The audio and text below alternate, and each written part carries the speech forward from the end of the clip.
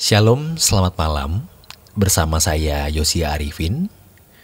Renungan pada malam hari ini dari Pendeta Dr. Erastus Sabdono yang berjudul Auto-Refleks. Dalam Matius 9 ayat 12-13 dikatakan, Yesus mendengarnya dan berkata, "Bukan orang sehat yang memerlukan tabib, tetapi orang sakit. Jadi pergilah dan pelajarilah arti firman ini, yang ku kehendaki ialah belas kasihan dan bukan persembahan, karena aku datang bukan untuk memanggil orang benar, melainkan orang berdosa."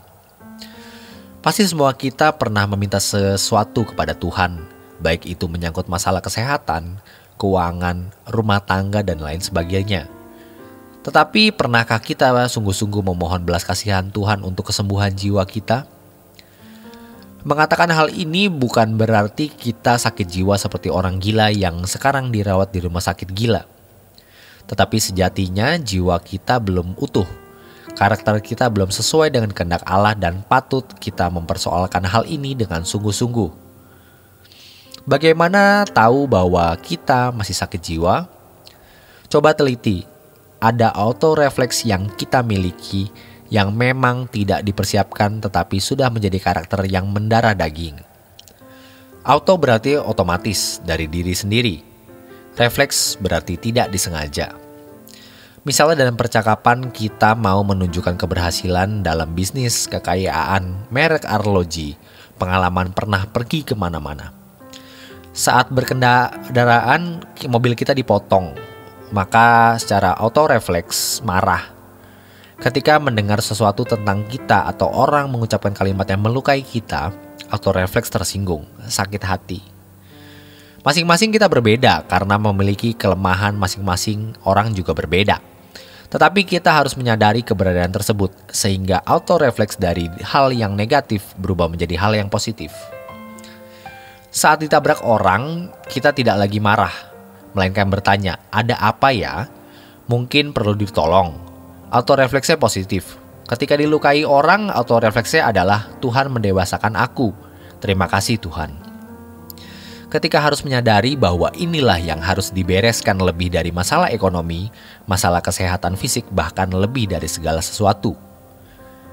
Maka sejak sekarang kita harus memulai menggumuli hal ini. Mengapa Tuhan izinkan mengalami berbagai persoalan hidup? Supaya auto-refleks bisa kita kenali, kalau tidak ada masalah, kita tidak tahu di mana kelemahan kita. Dan kalau jiwa kita masih belum utuh, kita tidak layak menjadi mempelai Tuhan. Kita tidak memiliki cacat karakter dari yang kita miliki dari yang pertama, gen. Kalau orang tuanya memang orang yang suka tersinggung, mudah sakit hati, anaknya juga.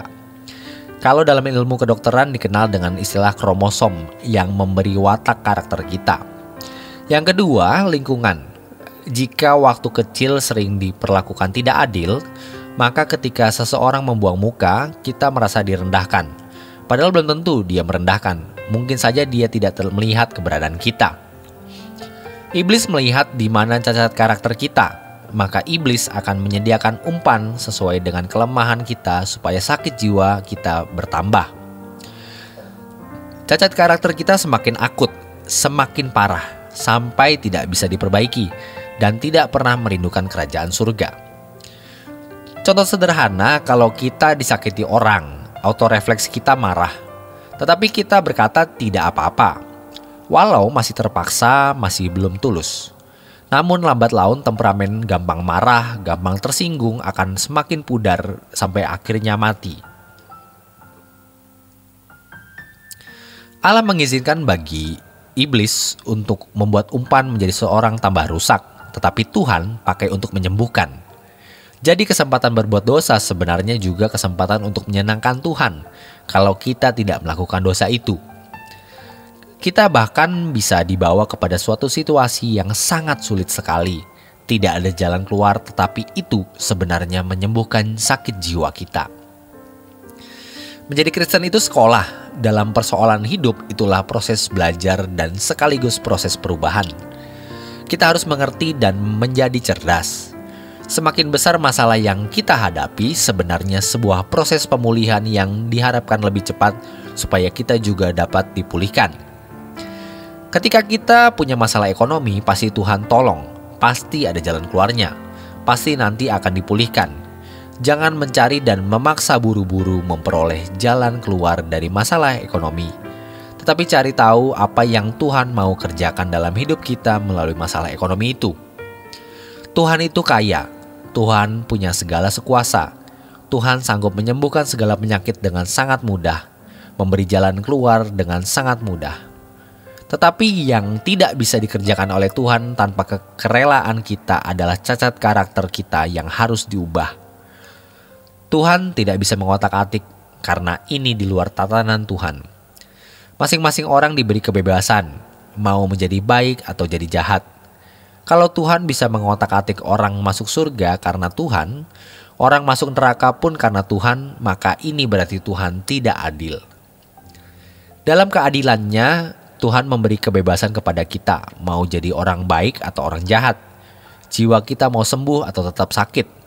Karakter kita mau diperbaiki utuh atau tetap rusak. Masalahnya banyak orang sibuk dengan banyak kesibukan sampai dia lupa menggarap dirinya yang hanya memiliki 70 tahun kesempatan. Jangan sampai kita kehabisan kesempatan. Jadi kalau kita datang berurusan dengan Tuhan, kita harus menyadari bahwa kita adalah orang sakit. Demikian renungan pada malam hari ini. Selamat beristirahat, Tuhan Yesus memberkati.